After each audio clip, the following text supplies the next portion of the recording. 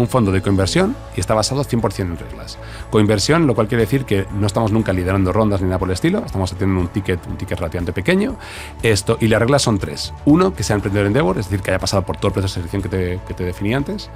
2, que levante una ronda de más de $5 millones. Y 3, que lo lidere un inversor institucional, ¿no? Un fondo acreditado, tanto doméstico como local, regional o global, pero un fondo acreditado, ¿no? Entonces, con esas 3 reglas, automáticamente el fondo entra a coinvertir. Un ticket máximo de unos 2-3 millones, un ticket mínimo de medio millón, como te decía, con los 5 millones. Entonces, coinvertimos, pues eso, en unas 300 empresas. Hoy no vamos a hablar de una sola startup, sino de muchos emprendimientos, ya que nos acompaña Adrián García Araños, que es el presidente de Endeavor, que es la red más potente que agrupa a los emprendedores que están en proceso de escalado. Es una red de apoyo entre los emprendedores, pero que tiene mucho impacto. Muchas compañías, tanto startups que han triunfado como las grandes empresas que cotizan en los mercados, se convierten en patronos de Endeavor para poder establecer relaciones con esas scale-ups. Bueno, en definitiva, hoy un episodio de una organización que está en la esencia y en el core de lo que es el emprendimiento. Bienvenidos a Outliers, un podcast con conversaciones de negocios con personas atípicas. Presentado por Joseph Gelman.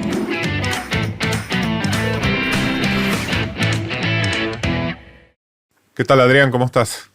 Muy bien, Joseph, gracias por tenerme aquí.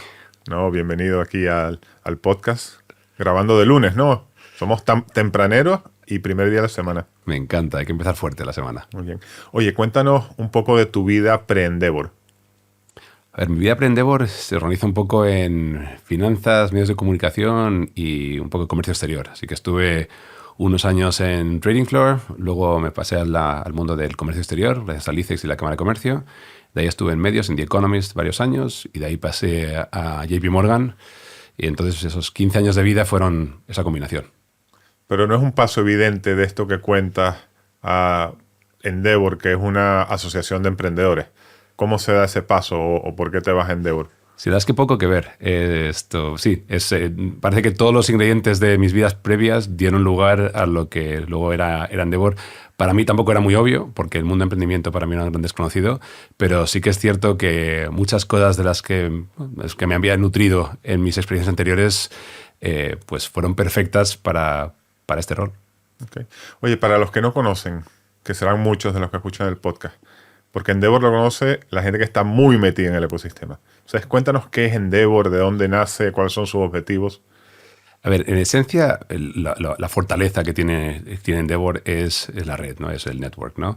El cómo nace, bueno, de la mano de 2 americanos, Linda Rottenberg y Peter Kellner, que vieron que había unas carencias de networks en Latinoamérica, que es donde lanzaron al principio, y de hecho ahí es donde surge todo. Empiezan a operar en Chile y Argentina, donde se cuenta que faltaban esas conexiones entre empresarios ya establecidos y emprendedores, y un poco pues cómo se podía suplir un poco eso y formar una red que lo que hiciese fuera, pues si eres un emprendedor, lanza tu idea, nosotros nos encargamos de darte las conexiones. Y así es un poco como nace Endeavor hace ya 28 años.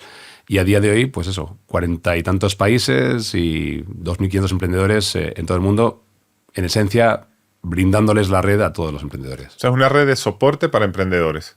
Esencialmente, una red de soporte. ¿Y qué se hace para ayudar a emprendedores concretamente? O sea, ¿qué hace Endeavor? ¿Cuáles son las actividades?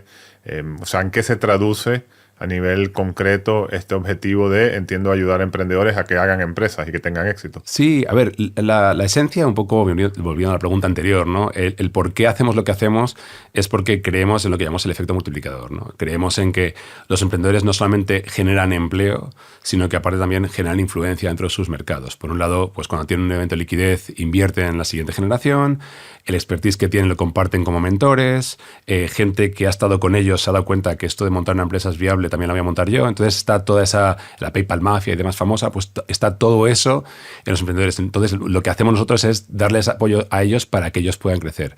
Entonces la esencia de cómo lo hacemos es proveer apoyo de la persona que está pues eso, un par de pasos por delante de ti. Entonces, si eres un emprendedor que está empezando la empresa, una persona que ya haya lanzado y tenga años de tracción. Si estás a punto de hacer un exit, una persona que ya lo haya hecho y te puede ayudar a un poco a estructurar eso, ¿no? Entonces, siempre es apoyo de emprendedores a emprendedores. Y por supuesto que entre medias, mucho apoyo de expertos en ciertas áreas, pues que a lo mejor necesiten, no sé, de finanzas o en la parte de recursos humanos, lo que sea, ¿no? O sea, operativamente esto es como un matching, ¿no? O sea, un emprendedor que está en vuestro programa o en vuestra asociación llama a alguien, me imagino a la persona del país, y le dice, oye, no sé, tengo un tema de recursos humanos o quiero levantar una ronda y me gustaría un poco de advice. Y se hace un matching con un emprendedor que haya pasado por lo mismo. Esencialmente es eso, es matching. Es un matching de ver un poco qué es lo que le mantiene despierto por la noche a ese emprendedor y en base a eso poder ponerle en conjunción con expertos en esa materia, ¿no? Ok. Y si tú piensas, porque claro, los emprendedores usualmente aparentan que lo saben todo y no les gusta, son muy de hacer y poco de pensar, ¿no? Entonces, ¿cuáles son los temas más recurrentes que has visto tú en Endeavor que son para los cuales los emprendedores están buscando ese matching? La verdad es que hay un poco de todo. A ver, cuando han empezado la empresa, ten en cuenta que cuando entran en contacto con Endeavor, la empresa ya tiene tracción, así que no está recién lanzada. Y lo que suele pasar es que a lo mejor la empresa ha podido pillar tracción con lo que tenían, pero ahora tienen que escalar la empresa de forma significativa. Cómo enfrentarse a mercados internacionales, cómo a lo mejor atacar nuevas verticales. Luego empiezan a ver las complicaciones de, oye, pues ya no es un consejo de 4 amigos y los 3 founders, sino que es un consejo mucho más profesionalizado, cómo se manejan las relaciones del consejo, ¿no? Cómo atraer a lo mejor otro tipo de inversor o inversores estratégicos. Entonces, todas esas partes son un poco las que atacamos en el día a día. Ok. Entiendo por lo que dices que no es para entonces emprendedores que están empezando, sino emprendedores que ya tienen cierta atracción. Háblanos un poco más. ¿Cuál es el perfil de un emprendedor Endeavor? Sí, a ver, lo definimos como una empresa que está en la fase esa de scale-up, ¿no? Ya no es startup, es scale-up. Con respecto al perfil, pues bueno, ya han pasado la travesía del desierto que tenían que pasarla, ya la pasaron. A lo mejor vienen más, pero bueno, la fuerte, que es la inicial, la han pasado. Ya tienen una facturación.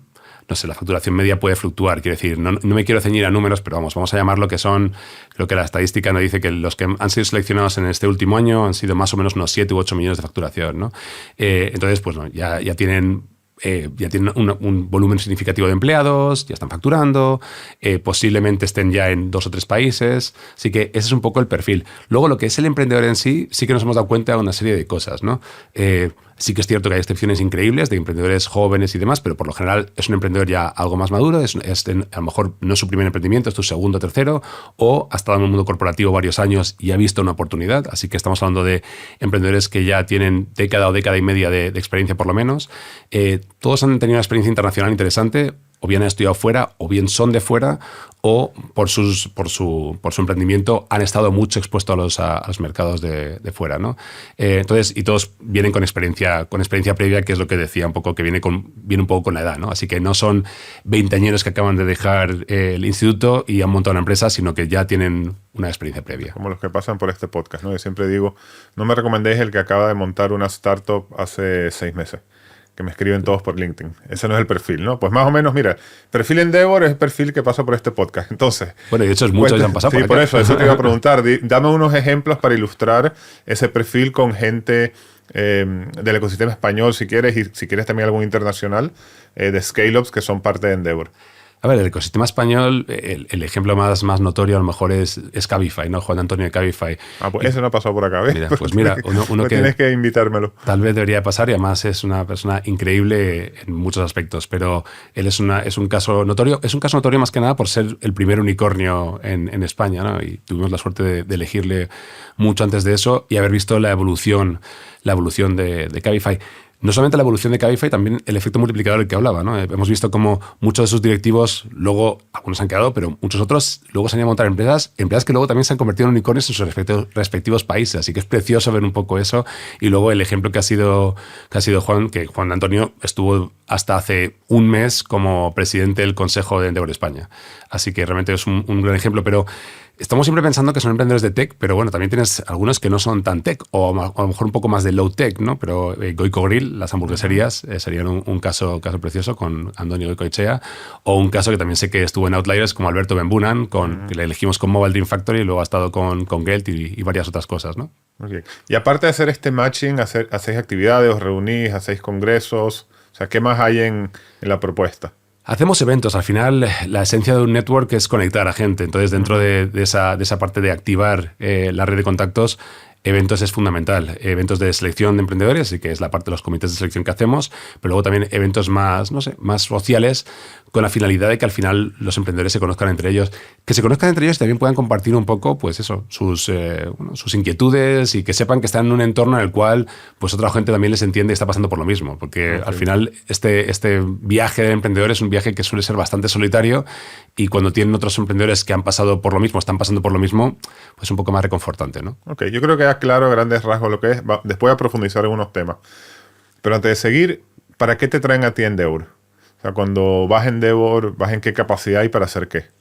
Pues una pregunta. A ver, yo entré en Endeavor en 2014 y me traen para lanzar la oficina de España. Y digo lo de lanzar casi con un asterisco, porque la verdad es que el heavy lifting lo había hecho ya el equipo de expansión desde Estados Unidos, y había montado los primeros miembros de lo que era el Consejo de Endeavor España. Y ahí tuve la enorme suerte de que me pude apalancar en un consejo fascinante, increíblemente involucrado, que realmente me dio las alas que necesitaba para poder luego ya hacer el día a día, ¿no? Pero bueno, ahí Jaime Carvajal, Paco Riveras, Gloria Fluxa, varios otros que se sumaron en los inicios. Estamos hablando de 6-7 patronos. A día de hoy en España son unos 20, así que los primeros 6-7 fueron fundamentales, porque también nos proveyeron de la credibilidad. Al final no era reconocida en España. Con quien estábamos ligados al principio era fundamental de cara a darnos un poco más de credibilidad. Entonces me trajeron para poder lanzar un poco la operación y montar pues la red de mentores, el pipeline de emprendedores, posicionarnos dentro del ecosistema, y eso fueron los primeros años. Primeros años duros porque, claro, sin reconocimiento de marca, atraer a la gente a Endeavor era difícil. Ahora que ya son 96 emprendedores en España, representando unas 50 empresas, y no sé, varias de ellas se han convertido en unicornios y algunos éxitos significativos, pues ahora ya nunca voy a decir que es fácil, pero sí que es más fácil. Claro, pues eso te cambia el paradigma, ¿no? Y yo lo pienso con este podcast, que también tenemos una especie de network de todos los que han pasado por acá. Y claro, a mí me escriben cada semana 2 o 3 personas que quieren venir al podcast, ¿no?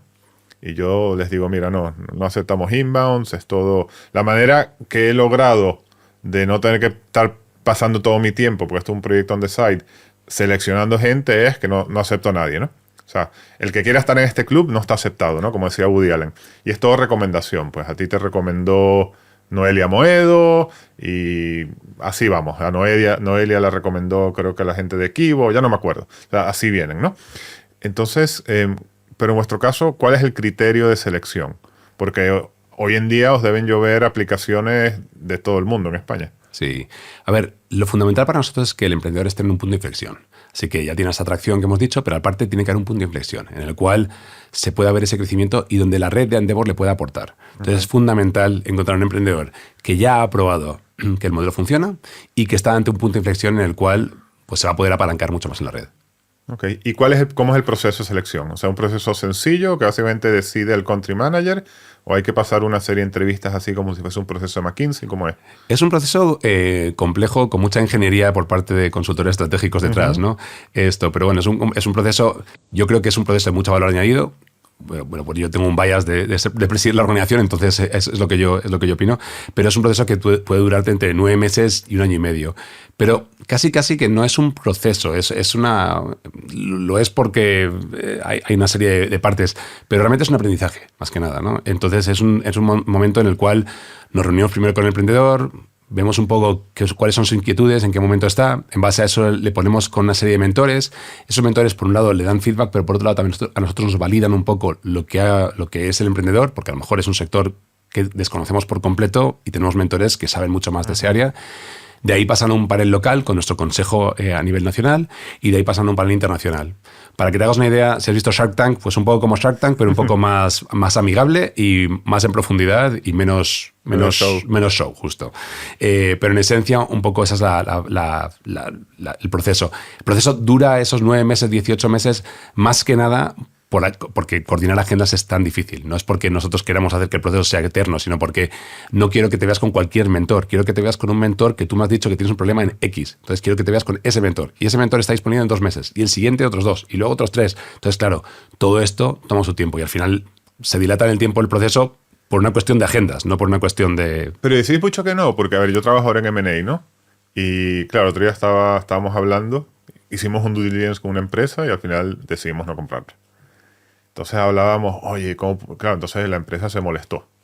Entonces tú dices, bueno, ¿cómo hago el proceso para que no se molesten? Y viste, no, es que hicimos un proceso súper fino, pero es que al final le dices que no y se va a molestar.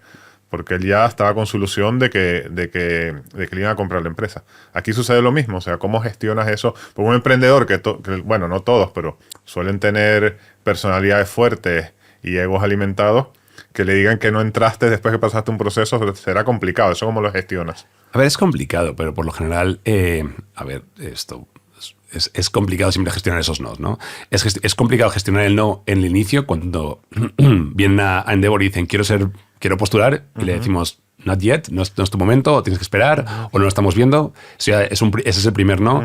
El siguiente no se puede dar durante el proceso de selección en la parte de las mentorías o al nivel del consejo local. Lo bueno es que siempre tenemos un feedback muy, muy claro del por qué no. Entonces, hay un por qué no y es por qué A, B y C, ¿no? Entonces, por lo general, el emprendedor entiende que tiene que hacer deberes. No es un no permanente, es un ahora no es nunca.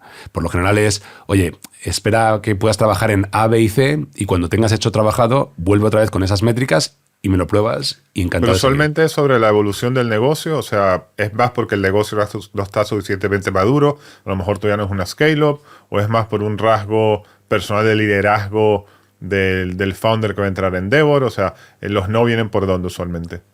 Puede ser cualquiera de las cosas. La verdad es que puede ser por una cuestión del fundador, puede ser una cuestión de gestión de equipo, puede ser por una cuestión de negocio, escalabilidad de negocio, viabilidad. La verdad es que los nos pueden venir por cualquiera de las áreas. Obviamente, si el fundador no acepta ese no o no acepta el feedback que le estamos dando, de poco sirve meterte en una red que estamos intentando proveer conexiones y feedback, ¿no? Así que si se sienta en la primera mentoría y todo lo que le dicen hace caso omiso y en la segunda, tercera lo mismo y luego a un consejo local y es igual, pues no sigamos. Ya, decir, no escuchas, sino... Justo, no es tu red. Lo normal es que los emprendedores sí que suelen abrir. Y sobre todo suelen abrir cuando ven que hay otros emprendedores que también han hecho caso o que están ahí o que han pasado por lo que ellos. Entonces, no hay nadie que sea... Al menos no he caído por ahora en España encontrar al emprendedor que no quiera escuchar, ¿no? Ok. Y entonces cuando tú lo montas en España, ¿esto cómo lo financias? ¿Cobráis una membresía al emprendedor o de dónde vienen los fondos? A ver, curioso eso. Los fondos son complicados porque al final, pues bueno, es una non-profit, entonces la forma en la que se financia no es membresía, sino que por lo general son los patronos los que están financiando la operación y luego dentro del ecosistema los actores del ecosistema que también lo financian. Entonces me explico. Por ser patrono de Endeavor, pagas una cuantía anual. Eso es una parte del gasto operacional de la filial.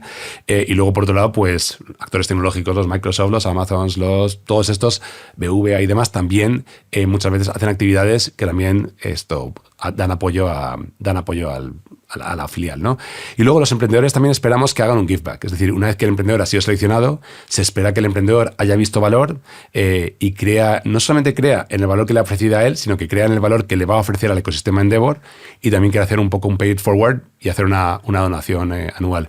Y un poco con esas 3 palancas y otra de la que hablaremos después, que es el fondo, con esas 4 palancas, como financiamos la operación. Ok. ¿Los patronos que son empresas grandes? Los patronos por lo general son tanto empresas grandes como emprendedores, ¿no? Así que tenemos un poco una mezcla de los dos. Dentro de empresas grandes tienen empresas grandes que están listadas o que son públicas y también tienes empresas familiares. Así que tienes empresa pública, empresa familiar y luego emprendedores. Ok. Aquí hay un tema sobre esto de las empresas grandes, ¿no? Que son parte... A mí me sorprendió, ¿no? Que sean parte de Endeavor. ¿Por qué? Porque muchas veces tienen agendas distintas. Entonces, aquí se me ocurren varios temas. El primero... no sé, si tú vas no voy a decir nombres, pero tú vas a todos estos, en teoría, eventos de emprendimiento y grandes congresos, Y al final tú ibas al principio y estaban todas las startups y era súper cool. Y la realidad es que ahora pues lo financian las grandes compañías y vas ahí, de pronto te están soltando una chapa de autopistas verdes o del programa de aceleración de no sé qué empresa grande del IBEX 35, que es infumable, ¿no? Entonces, ¿cómo gestionáis vosotros que estas empresas que son patronos y que realmente no son startups no estén ahí simplemente para soltar cosas que usualmente vienen muy cortadas por los discursos corporativos y que tienen poco impacto o poco interés? O sea, ¿cómo haces eso? O sea, si te viene un banco y dice, oye, yo soy tu patrón y te estoy dando X millones, pues quiero ir a contarle este rollo a los emprendedores. Es curioso, es un problema que nunca hemos tenido. Tenemos la suerte de que, una vez más, en la parte de selección, igual que seleccionamos emprendedores, seleccionamos patronos. Así que no es cualquier patrono. No es si estás dispuesto a sumarte y a pagar, eres parte del patronato. Es al revés, estamos buscando a las personas, ¿no? Entonces realmente hemos tenido una suerte increíble con las personas y nunca se ha dado el caso de que quiero hablar de mi libro y lo prioritario no.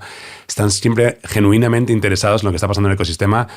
Hemos tenido casos incluso de emprendedores que venían a hacer el proceso escépticos porque es que este es mi competidor, es que yo estoy robando una parcela, es un negocio, y se han dado cuenta que al abrirse han obtenido mucho más y en absoluto ese competidor al final no era tan competidor, era más un aliado estratégico y se han podido apalancar en ese aliado y han podido hacer cosas en conjunto, ¿no? Así que realmente ha sido fascinante ver que seleccionó bien a las personas, tanto emprendedores como patronos.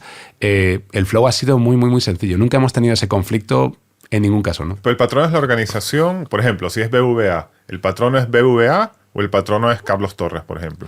El patrono es Carlos Torres. Okay. Es verdad que está representando a BVA, pero el patrono es Carlos Torres. Y de hecho hemos tenido casos en los cuales el patrono se ha ido de la corporación que representaba y ha seguido como patrono. Y es increíble y tener esa persona es un valor. Ok, dan unos ejemplos de algunos patronos importantes en España.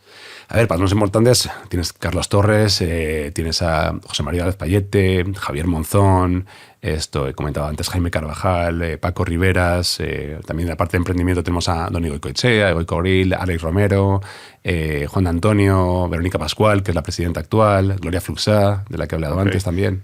Pero, por ejemplo, y no por caerle a Carlos Torres, ¿no? Pero suponte que tú tienes ahí estos emprendedores fintech que están disrumpiendo totalmente el ecosistema, ¿no?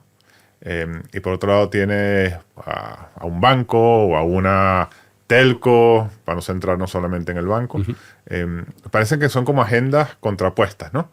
Y de hecho, inclusive con las telcos hay un discurso en ciertos momentos, sobre todo Alerta, pero últimamente pues también está volviendo sobre, oye, nosotros ponemos la infraestructura y las empresas, los nativos digitales están aprovechando de la infraestructura y deberían pagar parte de la infraestructura, etcétera, etcétera. Entonces son discursos, o sea, esto está un poco en la guerra. Entonces, ¿cómo conviven esos dentro de Endeavor? A ver, como te digo, nunca hemos encontrado que haya ese encontronazo y me estabas hablando, por ejemplo, de Carlos Torres, que por cierto, recomendándote para gente que hable en Outliers, desde luego que un Outlier. Lo que para mí es fascinante, por cierto, y hago un pequeño inciso, es que cuando yo entré en Endeavor, toda esta gente me sonaba porque leía de ellos en la prensa, poco más, ¿no? Y ha sido conocerles y darse cuenta el por qué están ahí. Quiero decir, realmente la visión que tienen, la claridad, es fascinante. Es un lujo haber podido tener el tiempo de trabajar con ellos y te recomendaría incluso que entrevistas a alguno de ellos porque realmente te das cuenta el valor como personas. El valor como personas y las ganas que tienen también de poder aprender por un lado y también aportar. Entonces, realmente nunca hemos visto ese conflicto de agendas. O si lo hemos visto, ha sido tan neutral que no se ha percibido, ¿no? Pero de eso es más, hemos visto incluso cómo hay ideas que han nacido de Endeavor. Y mira, casualmente hablas de Carlos Torres, pero BVA Spark, esa división que ahora dirige Roberto, pero es fascinante que eso nació un poco de las conversaciones que se tenía a nivel del consejo local en Endeavor. Había una carencia de esa figura y había un espacio que podía llenar BBVA, ¿no? Entonces, así nace BBVA Spark. De hecho, parte del equipo de BBVA Spark también con mucho orgullo es ex Endeavor, ¿no? Muy bien. Se los han robado para allá. Oye, ¿cómo ha ido en España? Dame las métricas de España durante el tiempo que lo estuviste liderando. Pues a ver, España fue bien durante el tiempo que lo lideré, o eso espero. Yo creo que en el tiempo que no lo he liderado, que han sido los últimos 6 años, creo que ha ido incluso mejor. Así que realmente el equipo es absolutamente fascinante y lo ha dirigido Antonio Iglesias, que es otro outlier por sí.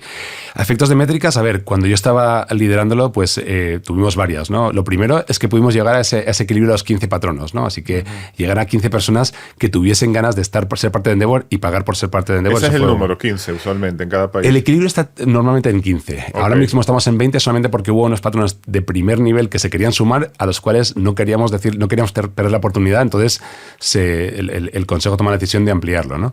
Pero el equilibrio suele estar en torno a los 15, ¿no? Pero bueno, también seleccionados emprendedores, teníamos unos 50 emprendedores seleccionados para cuando yo me fui, y luego estamos siempre midiendo pues el capital que estaban levantando, pues varios unicornios, los primeros de España, de hecho, empleos generados, tanto directo como indirecto, el impacto que están teniendo en el ecosistema y los efectos multiplicadores. De hecho, hicimos un mapeo del efecto multiplicador en general de España, donde fue fascinante ver la huella que tienen el grueso de los emprendedores en Endeavor en el ecosistema general español los últimos 10-15 años, ¿no?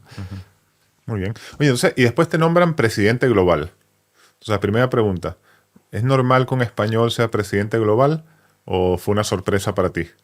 A ver, que es normal que un español sea presidente global. Fuera de Endeavor lo puede ser, quiero decir, he visto grandes directivos españoles, he tenido la suerte, pues el presidente de PepsiCo es un español, el director de operaciones, la mano derecha, el CEO de Facebook es otro español, el CEO de Netscape, quiero decir, tienes tantas, de NetApp, tienes tantas empresas internacionales lideradas por españoles que realmente es fascinante ver dónde hemos caído los españoles. Pero bueno, yo tuve la suerte de que de forma completamente imprevista me nombraron presidente, y era un rol completamente distinto, porque el que había tenido aquí era un rol de montar una filial, liderarla, montar un equipo y toda esa parte, que eso me encantó, pero nada tenía que ver eso con mi rol actual a nivel global, que es otro monstruo completamente distinto, ¿no? ¿Cómo cambia? ¿Qué es diferente? Pues como le decía a mucha gente, lo único que permanecía era mi email. El email era el mismo, pero el resto era todo cambiaba. Porque al final, pues bueno, de estar manteniendo una sola o supervisando una sola operación, era un poco, pues, por un lado, la operación central, pues nuestro CFO, CMO y demás, había que restablecer un poco ese equipo, así que me tocó rehacer eso, y luego un poco restablecer algunas de las direcciones generales que había en algunos países, ¿no? Entonces también me tocó, pues, entrar un poquito más hasta la cocina en muchos países que en ese momento desconocía. Quiero decir, yo había cubierto durante muchos años Latinoamérica, por haber estado basado unos años también de mi vida en Europa, conocía Europa, pero África, Medio Oriente, Sudeste Asiático era un gran desconocido para mí, así que me tuve que empapar de otras culturas y otras formas de hacer negocio, pero bueno, ha sido fascinante también ese recorrido. Y aparte, ahora eres el encargado del fondo, bueno, o como eres el presidente, tienes que ver también lo que sucede con el fondo, que eso es algo distinto. Cuéntanos del fondo. El fondo es una entidad separada, es decir, que si bien es verdad que es parte de Endeavor, realmente es una estructura completamente independiente. Ahí tenemos un director general del fondo, que es Alan Taylor, que opera de forma independiente. O sea, que no depende de ti el fondo. No depende de mí, pero ahora bien, el fondo y Endeavor son parte de un mismo ente. Es decir, uno no existe sin el otro. Es decir, que la comunicación es regular y tenemos muchos elementos que dependemos uno del otro, ¿no? Si no hay Endeavor y no hay herramientas de búsqueda y selección y de apoyo a emprendedores, el fondo no tendría sentido. Pero este fondo invierte en los socios o miembros de Endeavor. Entonces, la forma en la que funciona el fondo es que el fondo, sí, los LPs son tanto mentores, emprendedores y consejeros de Endeavor, y también gente del entorno Endeavor, Family and Friends un poco, y luego la misión del fondo es invertir en emprendedores Endeavor. Si quieres te cuento un poco más sobre un poco las pautas, ¿no? Pero bueno, en esencia, el fondo lo que hace es invertir, pero sin querer crear conflicto de interés, ¿no? Entonces, para evitar eso, es un fondo de coinversión y está basado 100% en reglas. Coinversión, lo cual quiere decir que no estamos nunca liderando rondas ni nada por el estilo, estamos haciendo un ticket relativamente pequeño. Y las reglas son 3. 1, que sea emprendedor Endeavor, es decir, que haya pasado por todo el proceso de selección que te definí antes. 2, que levante una ronda de más de $5 millones. Y 3, que lo lidere un inversor institucional, ¿no? Un fondo acreditado. tanto doméstico como local, regional o global, pero un fondo acreditado, ¿no? Entonces, con esas 3 reglas, automáticamente el fondo entra a coinvertir. Un ticket máximo de unos 2-3 millones, un ticket mínimo de medio millón, como te decía, con los 5 millones.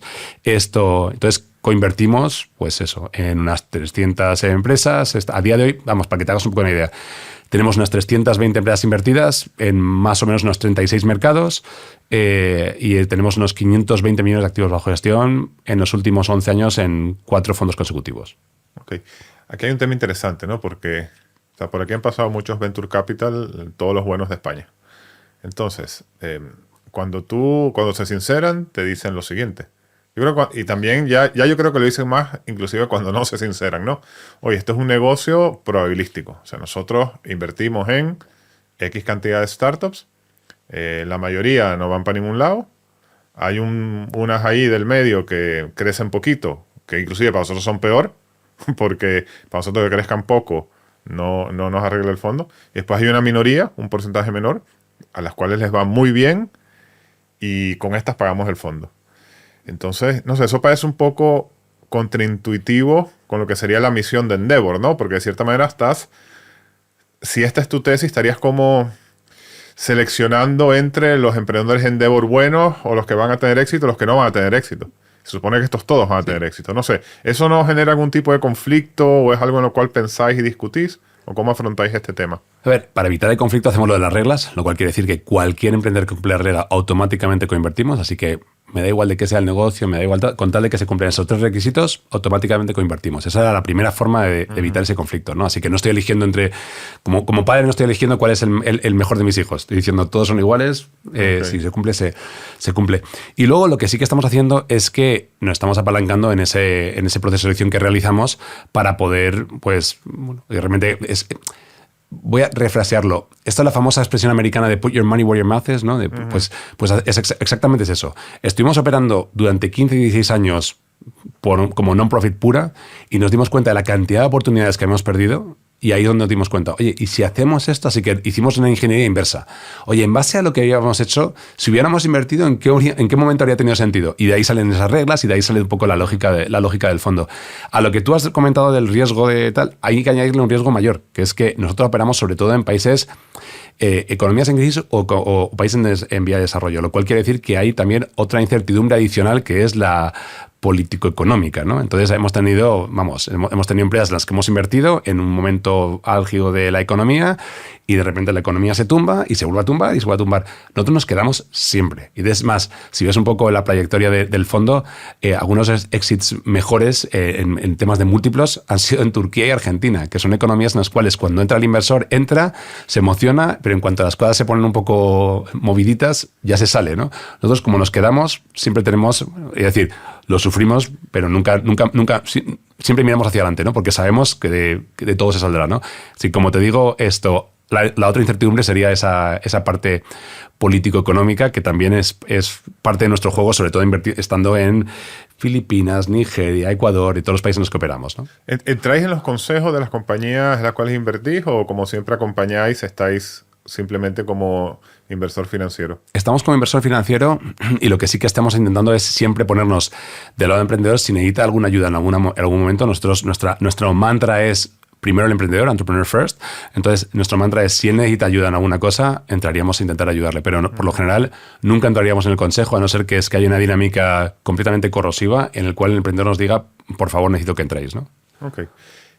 ¿Algunas compañías que podamos conocer que habéis invertido? A ver, a nivel internacional tenemos empresas como, por ejemplo, Globant, la Argentina tecnológica. Ese sí estuvo acá, ¿ves? Mira, es verdad que está Martín Humana estuvo acá, sí. Cierto, es verdad. Pues Globant es un gran ejemplo, y además con la salida a bolsa del New York Stock Exchange, esto es un gran ejemplo.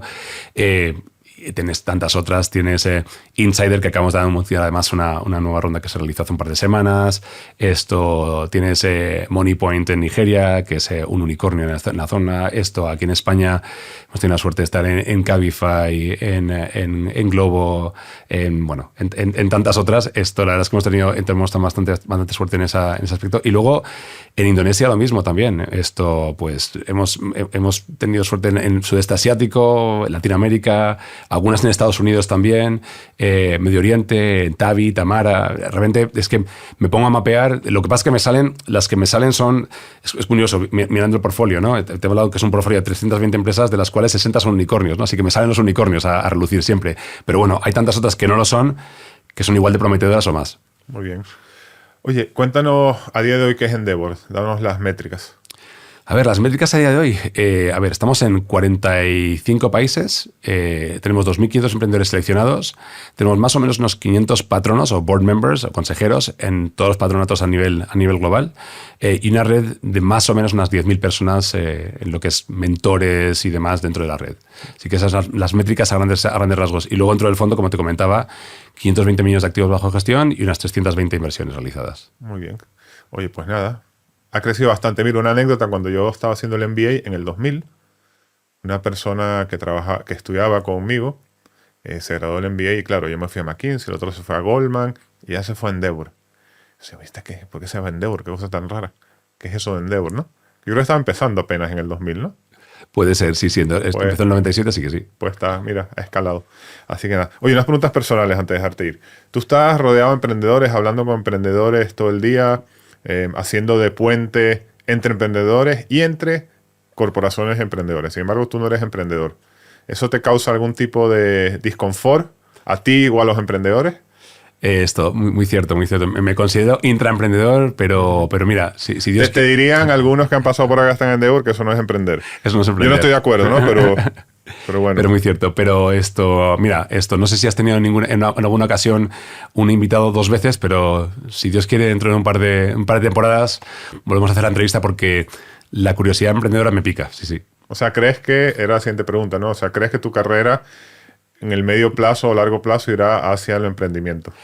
Pues yo creo que sí, yo creo que por ahí va y de hecho tenemos grandes ejemplos de emprendedores fascinantes que han pasado por Endeavor. No sé si tu amiga acabó emprendiendo o no, pero empresas como, el primer unicornio en Brasil, que fue 99 de Taxi, lo montó un ex empleado de Endeavor, y en Estados Unidos una empresa listada en el New York Stock Exchange que se llama Olo, también empleado de Endeavor. Así que tenemos varios ejemplos de grandes emprendedores que han salido de Endeavor, así que a ver si hay suerte y puedo ser otro de ellos. Y de tanto hablar con emprendedores y de estar en todas estas charlas y articular todas estas situaciones, cuando vayas a emprender, ¿cuáles son las 3 cosas principales que has aprendido que vas a aplicar? Mira, no sé las cosas principales, pero te puedo decir, la principal es todo personas, es gente, es equipo. Así que todo lo demás no vale mucho si no tienes un gran equipo y buena gente en el equipo, ¿no? Así que eso es lo primero. Y luego el tema muy ligado a equipo es el tema de ejecución, ¿no? Así que esas son las 2 cosas que siempre más valoro y es de las que más me quedo a la hora de emprender. Luego la tercera, que estaría ligado a eso ya por buscar esa tercera, es ten mucho cuidado con qué te alías, en el sentido en que, oye, esto de crecer y hacer rondas de inversión y demás está increíble, las cosas van bien, pero cuando las cosas van mal hay que tener cuidado con los inversores. Así que ten una buena relación con el inversor y ten en cuenta muy bien con quién te estás casando, porque es una relación a largo plazo. Y tú harías un negocio con la madurez que tienes, ¿no? O sea, ya tú no eres un chaval de 25 años. ¿Harías un negocio rondero que escala al infinito y más allá quemando dinero? ¿O harías un negocio que vaya creciendo de forma rentable, no? Posiblemente yo sea más de los segundos, por lo que has dicho tú, ¿no? Pero lo cual no quiere decir que si a lo mejor veo la oportunidad, acabo haciendo rondero, pero mi sesgo es más lo segundo, ¿no? ¿Se está moviendo realmente el ecosistema emprendedor hacia eso? ¿Hacia negocios más, si quieres, a la manera tradicional? ¿O tú crees que es un tema circunstancial y que ahora que bajarán de nuevo las tasas de interés y vuelve a haber liquidez, se va a volver al tema de crecimiento acelerado a toda costa? Veremos. Yo creo que hay lecciones aprendidas de lo que ha pasado en el pasado.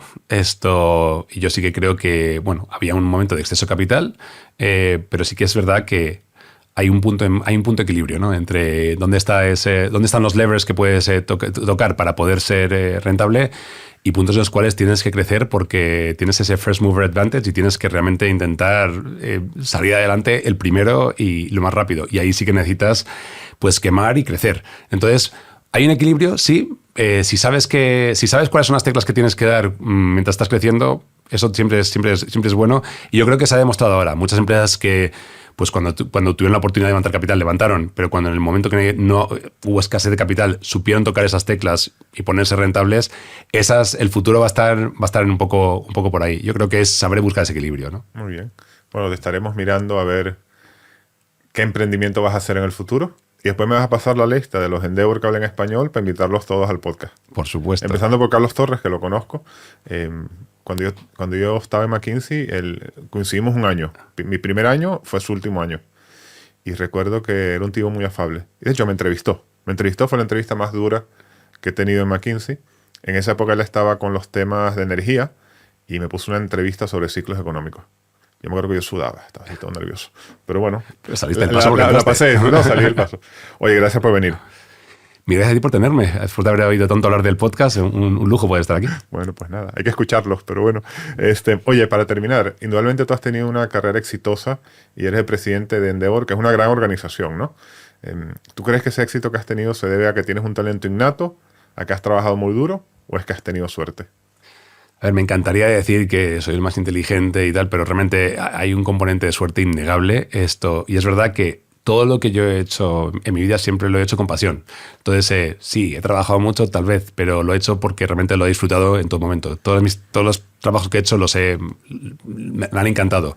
Entonces, bueno, sí, a lo mejor he trabajado mucho, a lo mejor he trabajado de más, pero como lo he hecho con pasión, ni me he enterado, pero sí que es innegable que hay un componente de suerte en todo esto. Quiero decir, no me considero mejor que el grueso de mis peers a nivel global, pero tuve la suerte de que al que nombraron presidente hace 6 años fui yo.